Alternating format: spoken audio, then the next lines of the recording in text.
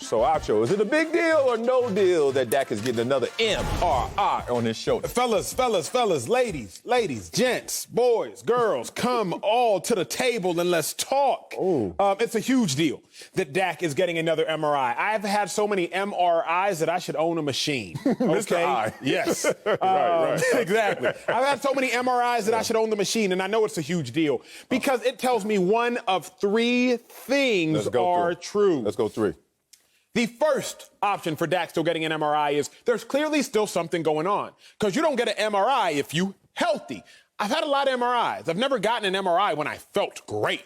You don't go to the MRI or inside of the MRI machine proactively. That is number one. Number two, he's getting another MRI because they may have misconstrued the original injury. They may have misjudged it. We thought it was this, it's actually that. We thought it was that, it's actually this. If you've ever been in an MRI machine, it gets imaging of the area in which it desires. However, if they want imaging of a different area, they might have you rotate a little bit differently so that they can see another desired area. So maybe they have misconstrued the injury. Or number three, maybe they misjudged it, and it's actually worse than they thought.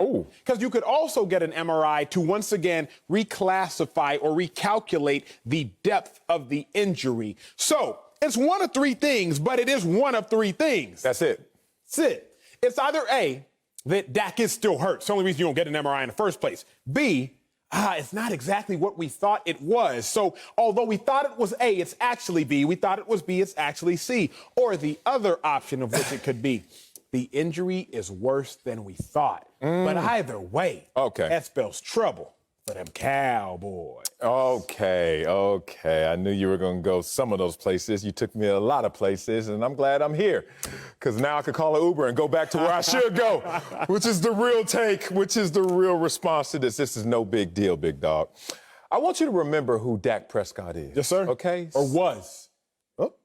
We doing this already? Okay. Was. All right, who he was a fourth rounder who was thrust into a franchise quarterback position as a rookie and won 13 games. You did.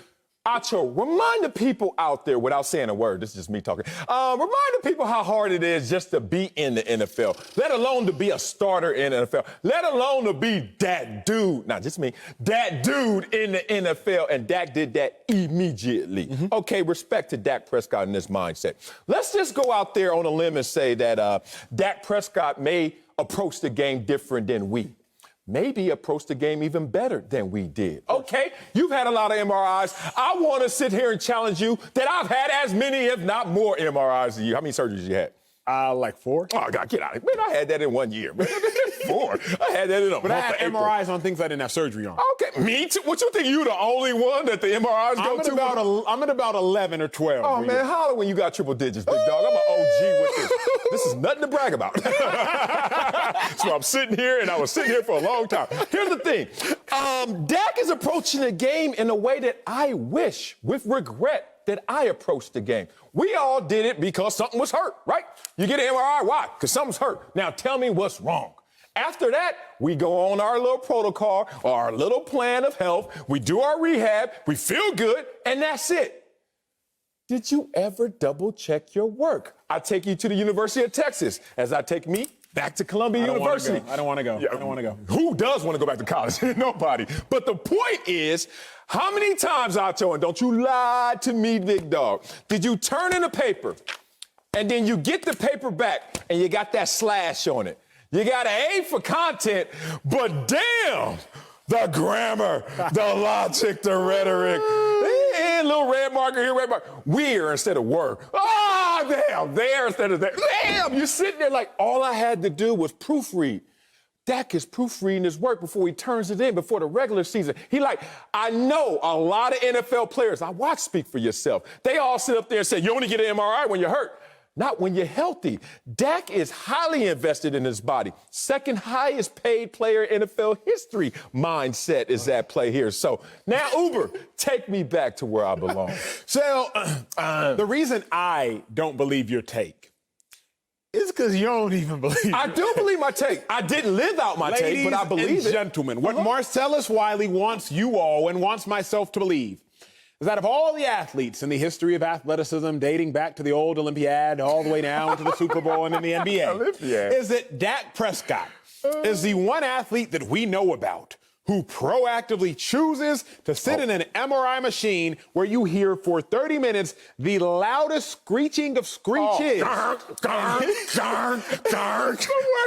The worst. And Dak is choosing to do that because he wants to double-check his work. Yes. Kevin Durant, maybe the greatest basketball player playing right now, he didn't double-check his work after his MRI and his Achilles, but Dak Prescott, the great Dak How do you know he Prescott, didn't? How do you know he didn't? wants to double-check his You gonna be a work. journalist up here or not? You gonna be up here being a hot take artist or not? The only person that we know of modern times That don't mean to it have happened. That double-checked don't mean it his doesn't work happen. is Dak Prescott, is what you want me to Because believe. he's on the most publicized team in the world outside of what? Man United or something like that. Like, they can't sneeze in the Dallas Cowboys organization without the world saying, bless you. So, yeah, we're going to know about it because it's Dak Prescott and the Cowboys.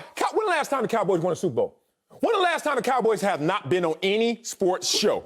Think about it. We talk about them ad nauseum no matter what. This is going to get highlighted and exaggerated. Let me give it to you like this. I'm in the process of selling my house right now. Yeah, we'll see.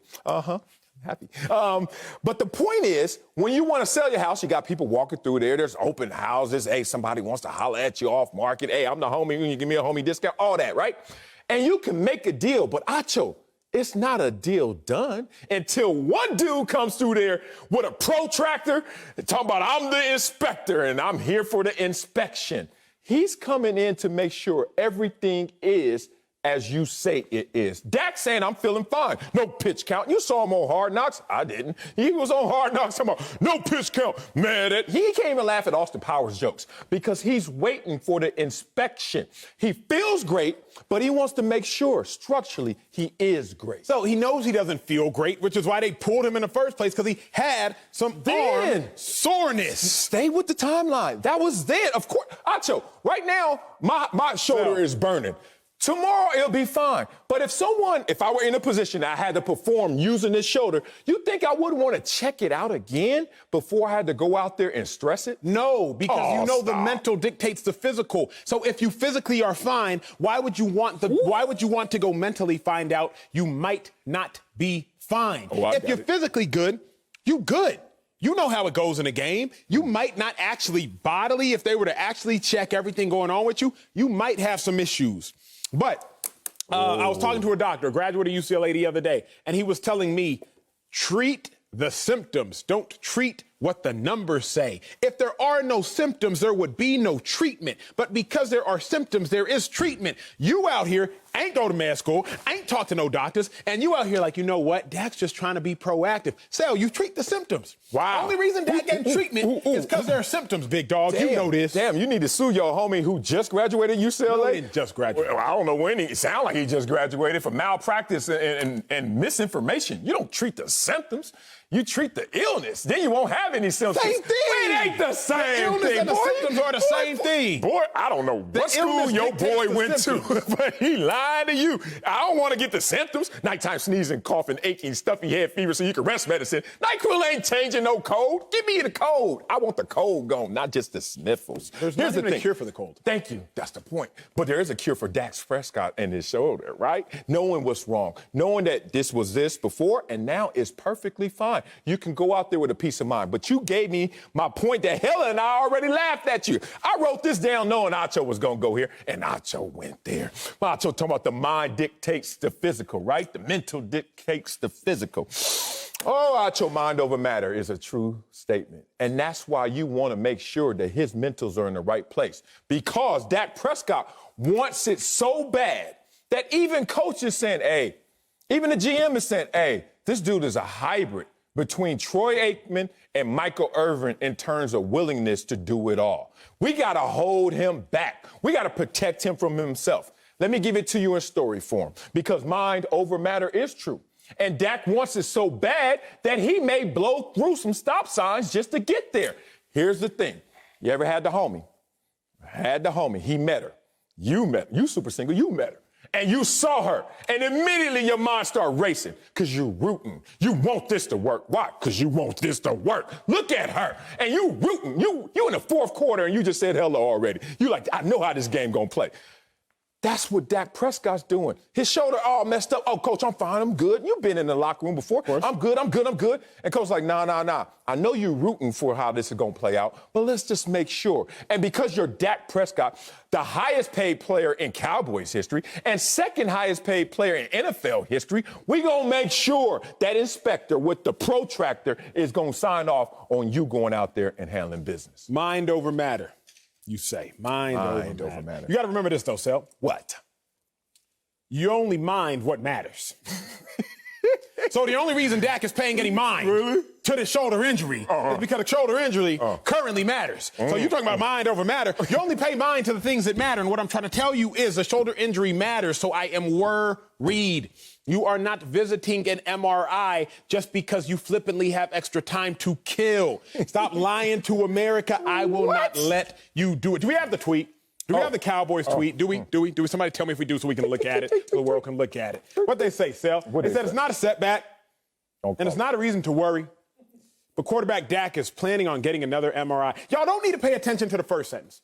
Don't even pay attention to the third sentence, because it's the second sentence that's going to get you. Be selective. It's the second sentence, not a reason to worry. Let me tell you this, Marcellus, Wiley, and I'm sure you've said this phrase before. If anybody tells you not to worry, that is exactly when you should begin to worry. The second they say don't worry is when you should start worrying. I'm not going to put my dog's business out there because he's already done it, so I don't have to. But Sel, over the course of these engagements that you went upon, not one, not two, but the three of them, I'm sure there came a point, a sentence, an evening, a dinner, when you said, hey, yes, it seems like we've been a little bit distant, but don't worry. Second engagement. Look, I know it's going like kind of rough. I'm just in season right now. Don't worry. Third engagement. Y'all was probably at Maestro's. Maybe you weren't even treating her like that. Maybe you were at Cheesecake Factory. Look, I know we started off at Maestro's and it's Cheesecake Factory, but the bread is good. Don't worry. All brown, too. All brown. All hot. All three of them times, Sal, when you said don't worry, the exact thing they should have done is worry. Because the only time you need to worry is when somebody tells you, don't worry. So, if we had nothing to worry about, Cowboys wouldn't have said don't worry. They just would have said, hey, Dak, get another MRI. Or better yet, they wouldn't have said anything at all. But because they told us not to worry is exactly why we should worry. You would have worried if you would have heard TMZ or whatever. Dak is at the MRI facility. And then we didn't hear the tweet. We didn't read the tweet beforehand. If they weren't proactive with this would have snowballed into an avalanche immediately. So I'm not mad at them for actually getting ahead of the story. Don't do that. And don't get up here and lie also saying. What I lie about? You only mind what matters. True. Why you always on Twitter? Why you always on social? That don't matter. Boost my following.